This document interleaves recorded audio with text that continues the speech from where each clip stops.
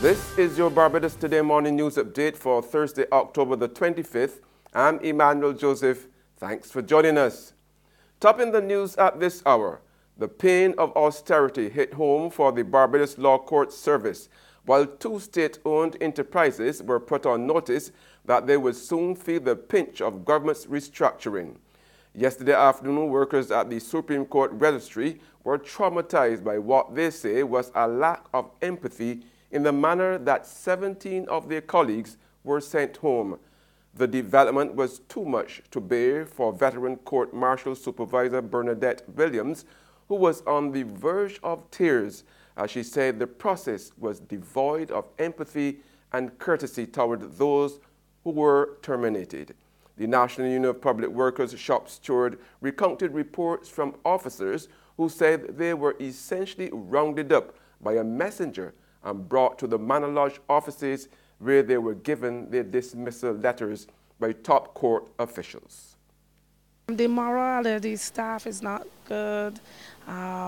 People is on edge, because you don't know if tomorrow you come to work and you'll be told that you're no longer working. And I hope that we can put things in place to help those persons from the registration department that have been retrenched.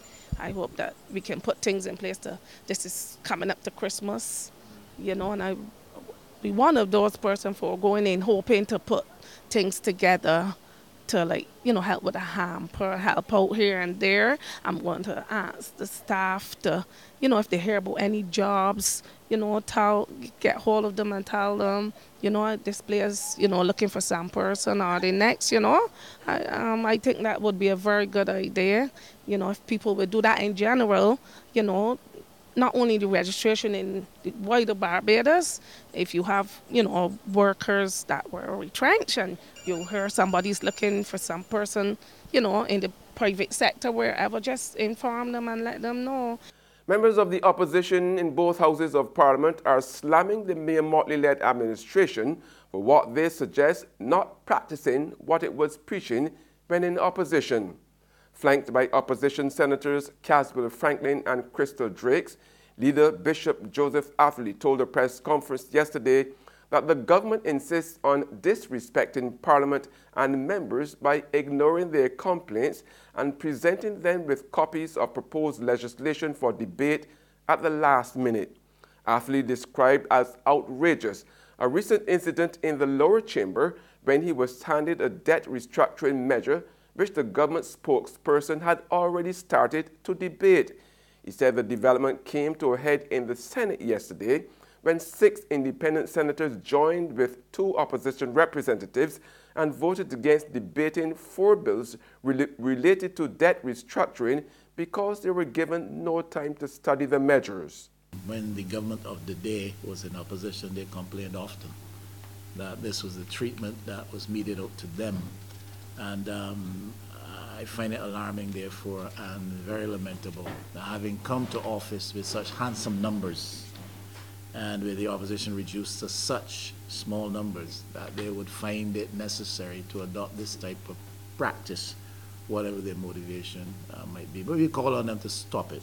And Senator Crystal Drakes is telling the government that it is unrealistic to expect the opposition and independent members to make a well-researched response when they don't receive the documents in a timely manner. The other point I'd like to also make is that when the amendments are sent to us, the bill, the principal act, or the bill is not sent to us. So in order for you to make any kind of assessment of the amendments, you then also have to personally go and look for the act or the bill that they're proposing to amend. This takes time, and in order for us to properly ventilate the debate, it cannot be done like this. In other news now, a Bridgetown magistrate yesterday dumped a $250 fine on a 38-year-old vendor who said that he liked to smoke a spliff while on the toilet. And Dave Orlando Straker of St. Mary's Road, St. Michael, only has 3 weeks to pay that money to the District A Magistrate's Court if he wants to avoid spending the same time in jail.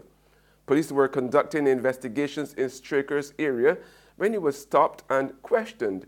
According to the prosecutor, when police asked to search him, he began to sweat profusely and the illegal substance was found. There's regional and international news after this short break.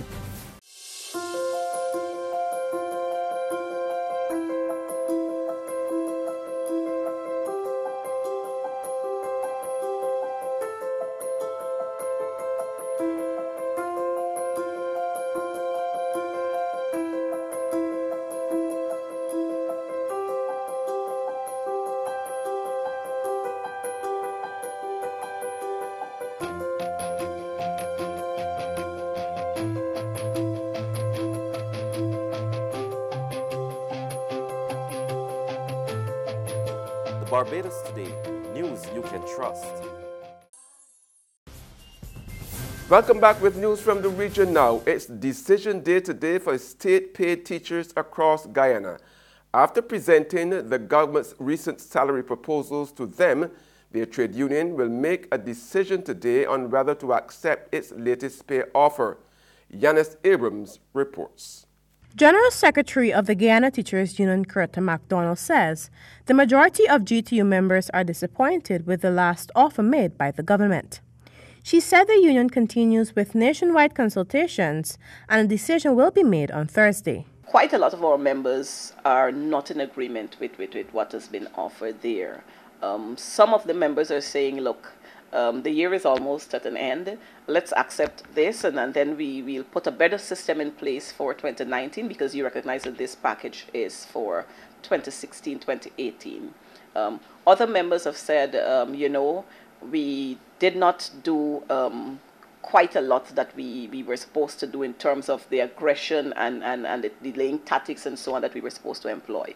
The GTU General Secretary explained why the union opted to accept the government's recent offer after declining it days previously. I think it's a case where the union thought that stretching this entire process out in terms of going to arbitration, not accepting that and opting to go to arbitration, that our members would have suffered at the end of the year.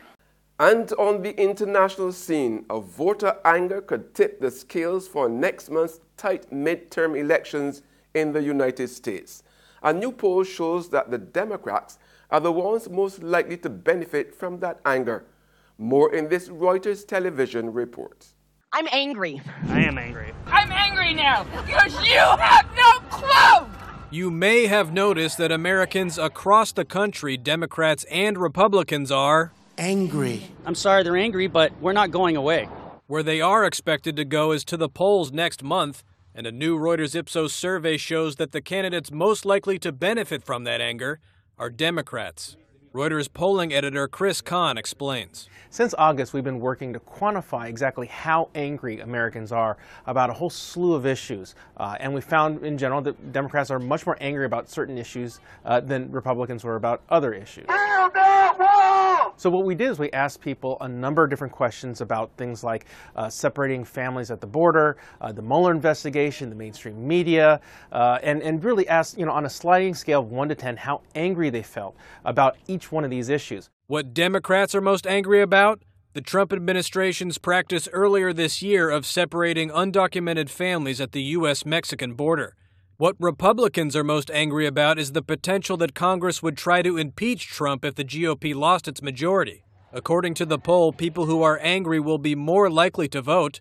Of the emotions rated by respondents, which included satisfaction, hope, and fear, anger showed the strongest correlation with going to the polls.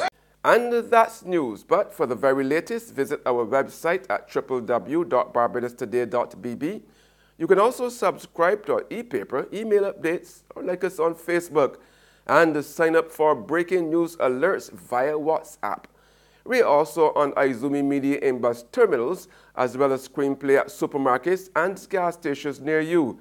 Now you can also hear us on Mix 96.9 FM. I'm Emmanuel Joseph. Have a fantastic day.